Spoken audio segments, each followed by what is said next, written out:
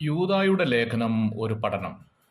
യൂദായുടെ ലേഖനം 12-ാം വാക്യമായിരുന്നു നാം പഠന വിഷയമാക്കിക്കൊണ്ടിരുന്നത്. 12-ാം വാക്യത്തിൽ ക്രൈസ്തവ സഭയ്ക്കുള്ളിൽ ഉണ്ടാകാൻ പോകുന്ന ദുരന്തത്തിന്റെ മുന്നറിയിപ്പായി 8 പ്രധാനപ്പെട്ട കാര്യങ്ങൾ ഓർപ്പിക്കുന്നതായി നാം ചിന്തിക്കുകയുണ്ടായി. ഒന്നാമത്, സ്നേഹസദ്ധിയിൽ മറഞ്ഞിരിക്കുന്ന മണൽത്തരിയോടുപമിച്ചാണ് രണ്ടാമത് സ്വാർത്ഥതൽപരായ ഇടയന്മാർ എന്ന് കാണുന്നു. മൂന്നാമത്, വെള്ളമില്ലാത്ത മേഘങ്ങൾ എന്ന് പറയുന്നു. നാലാമത്, ഉണങ്ങിയ വൃക്ഷങ്ങൾ എന്ന് യൂദ ഓർമ്മിപ്പിക്കുകയാണ്. ഇന്ന് നാം ചിന്തിക്കാൻ ആഗ്രഹിക്കുന്നത് ഉണങ്ങിയ വൃക്ഷങ്ങൾ എന്നതിനെ സംബന്ധിച്ചുള്ള വിവരണങ്ങളാണ്.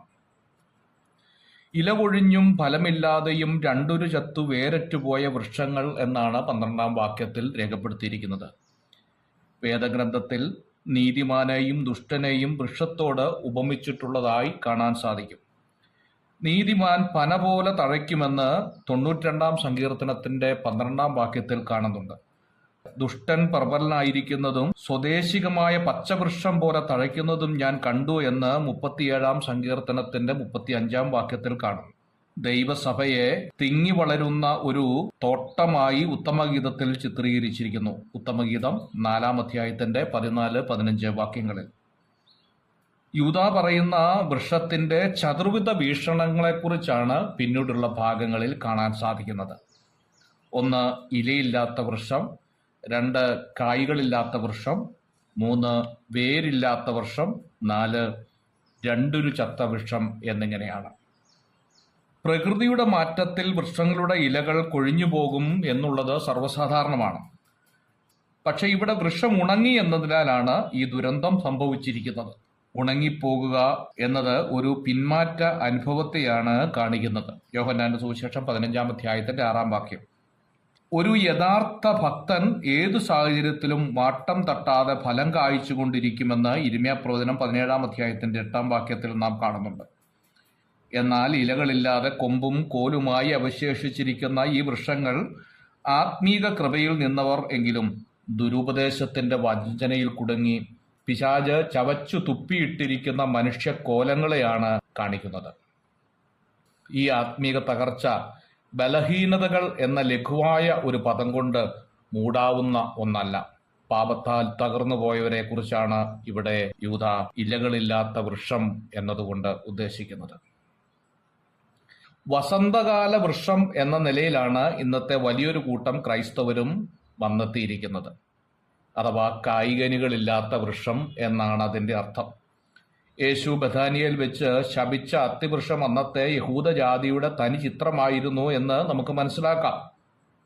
അവരുടെ ഫലത്താൽ നിങ്ങൾ അവരെ തിരിച്ചറിയുമെന്ന് മത്തായിയുടെ സുവിശേഷം 7-ാം അധ്യായത്തിന്റെ 16 മുതലുള്ള വാക്യങ്ങളിലും കാണുന്നുണ്ട്. ഈ വൃക്ഷത്തിൽ ഇലയും ഫലവുമില്ല എന്നുള്ളതാണ്.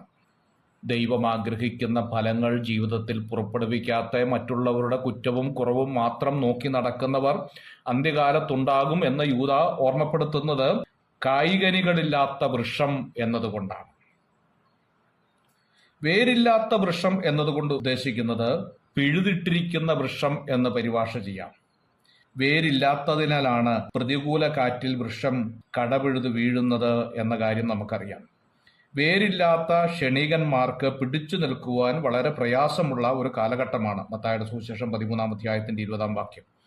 എന്നാൽ നീതിമാന്മാരുടെ വേരോ ഇളകിപ്പോകുകയില്ല എന്ന് സദൃശവാക്യം 12-ാം അധ്യായത്തിന്റെ 3-ാം വാക്യത്തിൽ കാണുന്നു. ബാഹ്യമായ ഭക്തിയുടെയും സാൻമാർഗികതയുടെയും മുഖംമൂടി ധരിച്ച് പ്രതികൂലങ്ങളിൽ പതറിപ്പോകുന്ന വ്യക്തിജീവിതങ്ങളെ അല്ല ദൈവം ആഗ്രഹിക്കുന്നത്. ജീവനാഥനായ ക്രിസ്തുവിങ്കിലേക്ക് മുഖം തിരിച്ച് ആഴത്തിൽ വേരുള്ളവരായി ജീവിക്കണമെന്ന് ദൈവം ആഗ്രഹിക്കുന്നു. വേര് എന്നതുകൊണ്ട് ഉദ്ദേശിക്കുന്നത് വിശ്വാസത്തെയാണ്. മണ്ണിന്റെ അടിയിലാണ് വൃക്ഷങ്ങളുടെ വേര് സാധാരണമായി കാണുന്നത്. അത് ആരും കാണുകയില്ല. വിശ്വാസം ആരും കാണുകയില്ല. എന്നാൽ വിശ്വാസത്തിന്റെ പ്രവൃത്തി ജീവിതത്തിൽ ഉണ്ടാകണം. വേരുള്ള വൃക്ഷങ്ങൾക്കേ ഫലവും ഇലയും ഉണ്ടാകുകയുള്ളൂ. അഥവാ ഫലവും ഇലയും ഒരു വൃക്ഷത്തിനില്ലെങ്കിൽ ആ വൃക്ഷത്തിന്റെ വേരിന് കേടുപറ്റിയിട്ടുണ്ട് എന്നുള്ളതാണ്. നമ്മുടെ വിശ്വാസത്തിന് കുറവ് വരുമ്പോൾ നമ്മളിൽ ഫലവും ഇലയും ഇല്ലാതെയാകുമെന്ന് യൂദ ഓർപ്പിക്കുകയാണ്. God bless U.